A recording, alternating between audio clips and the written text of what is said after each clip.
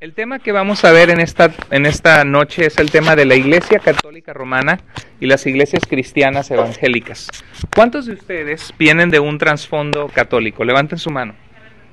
Ok, muy bien todos. Bueno, mi papá le estudió para ser sacerdote católico. Él viene de una familia bien católica. Él era la esperanza de la familia, que él fuera el confesor, el sacerdote. Sus padres con mucho esfuerzo lo mandaron a buenas escuelas católicas.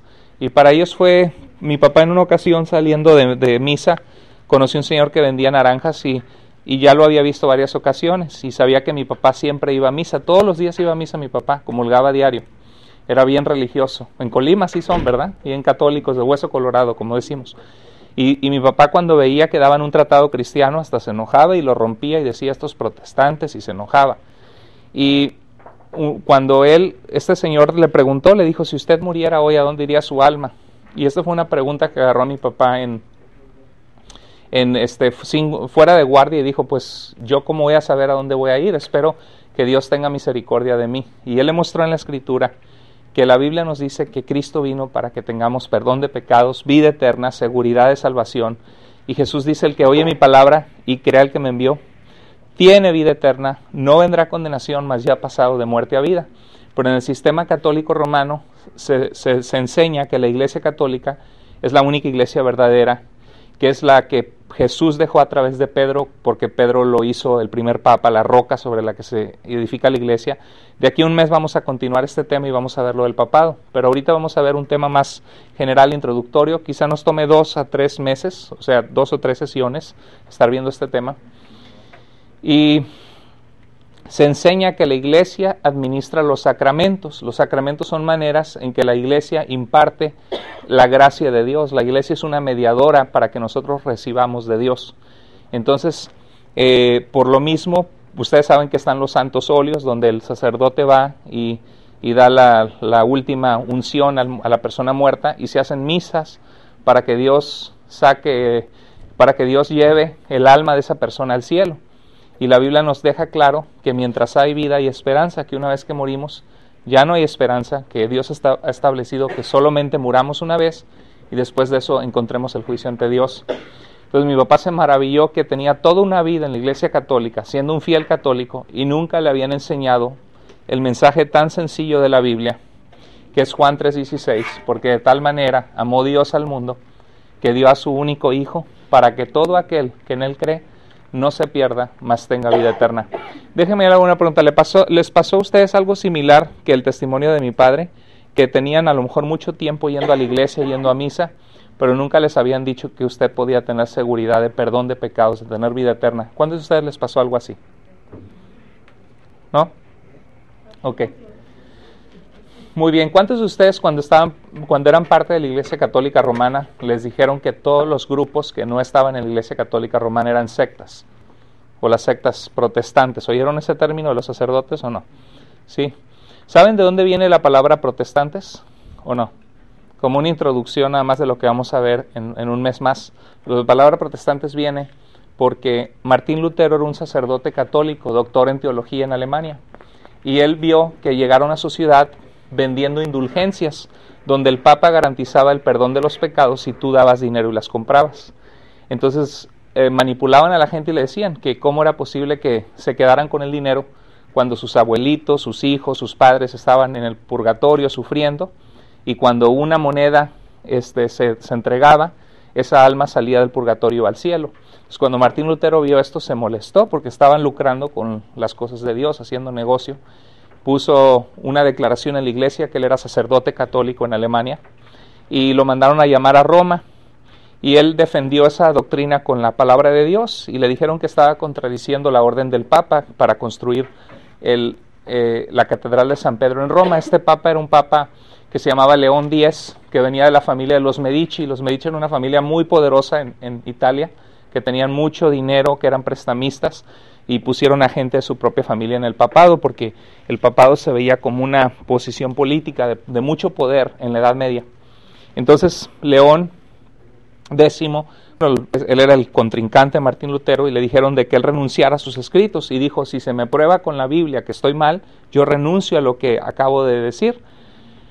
Y le dijeron, ¿a poco crees que sabes más que el Papa? Y dijo, para mí, un hombre laico significa que no ha tenido estudios teológicos, que no ha sido ordenado en el sacerdocio.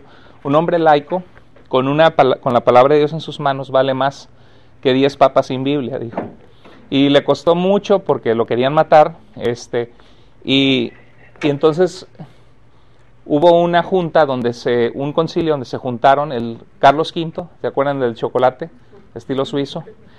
Carlos V tenía 20 y tantos años de edad, un jovencito, y declararon que se erradicara de Alemania las enseñanzas de Martín Lutero, que no tenía nada en contra de la Biblia. Entonces los príncipes alemanes, los gobernantes de las regiones de Alemania se juntaron, hicieron un documento en 1529, donde en 1529 o 26, disculpen que ahorita se me ve una de esas fechas, y en ese documento ellos protestaron contra el edicto imperial del emperador Carlos V español. Entonces por eso se les llamó protestantes, de ahí viene la palabra. ¿Sabían ustedes eso? Entonces, pero bueno, en la Iglesia Católica se acostumbra a decir, las iglesias que no son católicos son sectas. Y yo siempre les digo, las sectas son los grupos que se han cortado del cristianismo histórico, de lo que la Iglesia de Jesucristo siempre ha creído. Por ejemplo, por siglos la Iglesia de Jesús siempre ha creído que Cristo es Dios. En 1874 surgió un grupo que se llaman los Testigos de Jehová. Y los Testigos de Jehová niegan que Jesús es Dios. Una de las primeras enseñanzas que ellos dan cuando llegan a tu casa es que Jesús es un ser creado por Jehová Dios, que la Trinidad es del diablo, que no viene de Dios, que viene del paganismo, de religiones, etc. Entonces los Testigos de Jehová son una secta porque están destruyendo o atentando negar una enseñanza central de la fe cristiana, que Jesús es Dios. Y dice la Biblia que el que no cree en el Hijo tampoco cree en el Padre que le envió. Entonces ellos son una secta, pero la característica principal de las sectas es que creen que su grupo es el único grupo verdadero, que si tú no estás en ellos, no estás con Dios. Eso haría hasta cierto punto a la Iglesia Católica Romana la secta más grande que hay, porque ellos creen que si no estás en su grupo, no. Fue famoso en la Edad Media bulas papales. Bulas es como decretos de los papas que dijeron que fuera de la Iglesia Romana no había salvación. Entonces, algo muy importante, antes de entrar en el tema, ¿cuáles son algunas de las dificultades más grandes que usted encuentra para compartirle de Jesús a la gente que viene de un trasfondo católico como nosotros, la mayoría de nosotros o nuestras familias vinieron? ¿Cuáles son los obstáculos más grandes que encuentras cuando tú tratas de compartir? Sí, hermana María. Que ellos creen mucho en la Virgen y en los santos y eso. Es el punto más importante, que dicen, ustedes no le rezan a la Virgen, o no creen en la Virgen de Guadalupe, por ejemplo, ¿no? Y en México hay una férrea, sólida tradición de tenerle fe a la Virgen de Guadalupe. Entonces se ofenden porque nosotros no compartimos eso y dicen que somos una secta falsa. Exacto. ¿Cuál es otro punto que han encontrado? ¿O dificultad? Ana. El bautismo. Que por qué no bautizamos nosotros niños, por ejemplo, ¿verdad? Ok, muy bien. ¿Algún otro? Bueno, sí, es verdad. En el catolicismo tradicional, la gente que se considera católica muchas veces solamente practica la religión, va a misa, pero no tiene una vida. Algunos sí, pero son raros. La mayoría solamente son católicos por nombre, pero dicen, ustedes no toman como nosotros, hacen el bautismo del niño y se emborrachan, ¿verdad? Algunos así hacen. Muchos dicen que el Señor nuestro Señor hizo el vino. Exacto. Y todos por ahí se agarran. Pues, Ok. el Señor hizo el vino, pues no vamos a tomar. Exacto, exacto. Por ahí se agarran. Así es. ¿Esta hermana Gaby? Cuando yo le he hablado a alguien, dice que son buenos, pues ellos no toman esto, no hacen cosas malas, y otra cosa, cuando él no estaba, no sabía tanto, pues decía, dice, pero yo creo en Dios. Exacto. Yo le tengo, simplemente ayer, yo tengo temor de Dios, diario le rezo. Exacto, un entendimiento de que en la Iglesia Católica Romana a veces se enseña que vamos al cielo por ser buenos, por las obras que nosotros hacemos méritos para con Dios. Y la Biblia nos deja claro en Romanos que todos hemos pecado, que no hay justo ni siquiera uno, nadie merece estar en la presencia de Dios porque todos hemos Todos hemos reprobado el examen de Dios, tenemos pecaminosidad en nuestras vidas. Es solo por la muerte de Jesucristo en la cruz por nosotros que podemos tener salvación. Entonces yo les quiero compartir algunas maneras que a mí se me han facilitado mucho para hablar de Jesús con amigos, familiares que son católicos. Generalmente uno de los errores más graves que nosotros hacemos es que cuando hablamos con un familiar católico y nos dicen es que ustedes no quieren a la Virgen María o a la Virgen de Guadalupe o a los santos, nosotros le decimos, mira, la Biblia dice, no te harás imágenes. La Biblia dice que en Salmo 115 los ídolos de ellos tienen ojos pero no ven. Dice que orejas pero no, oídos pero no oyen, pies pero no caminan. Y dice que están muertos y que semejantes son la gente que pone la fe en muñecos que no tienen vida. Entonces cuando tú haces eso y tú y yo les decimos eso a la gente, que es idolatría, tú acabas de lastimar en su corazón algo que para ellos es muy querido, porque le han rezado a la Virgen, le han rezado a los santos, y cuando tú le dices que es un ídolo, la comunicación se corta porque les has ofendido. Y entonces es como dices, es como si ofendieras a mi madre, dicen algunos, ¿no? Entonces es importante que nosotros vayamos a lo más importante, que es presentarles a Jesús. Cristo vino para salvar lo que se había perdido. Y bíblicamente todos estamos perdidos sin Cristo hasta que nos arrepentimos, cuando oímos su voz y venimos a Él, cuando Él habla en nuestras vidas. Entonces lo más importante es que tus amigos, mis familiares católicos, nuestros amigos católicos, vengan a Cristo como su Salvador.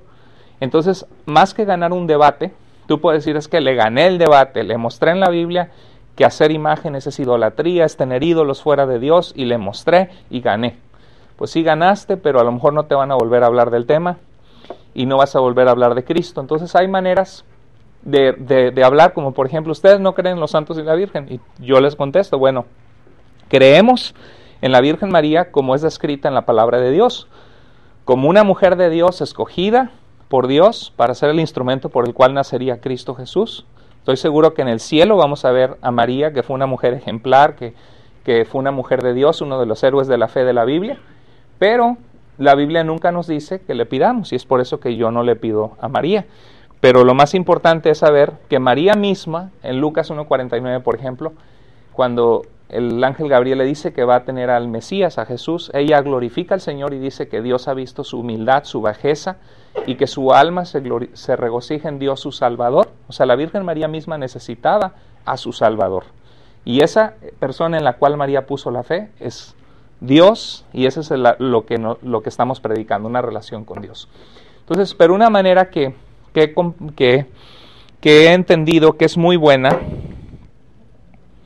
es decirle a la gente, mira, nosotros no somos una secta, porque ellos piensan que si no somos católicos romanos, somos secta. Entonces, sus defensas están altas a poner una barrera para no escucharnos. Y yo cuando les digo, nosotros no somos una secta, es la verdad, porque no somos un grupo que reclama exclusividad, que nosotros somos los medios para llegar a Dios, como los testigos de Jehová, los mormones. Tampoco somos un grupo que negamos lo que la Iglesia de Jesucristo ha creído por 2000 años, como los mormones que dicen que Dios fue un hombre que progresó y llegó a ser divino, y que nosotros podemos llegar a ser dioses algún día. Eso es una falsedad, una herejía. Eso es la mentira de Satanás, que te dice que tú puedes ser tu propio Dios. Eso enseñan los mormones. Los testigos de Jehová también niegan que Cristo es Dios. Entonces le digo, no somos una secta. Y si son católicos, les digo, no somos secta como los testigos de Jehová, los mormones lo son. Nosotros creemos en el credo católico, creemos en la Biblia, en la palabra de Dios.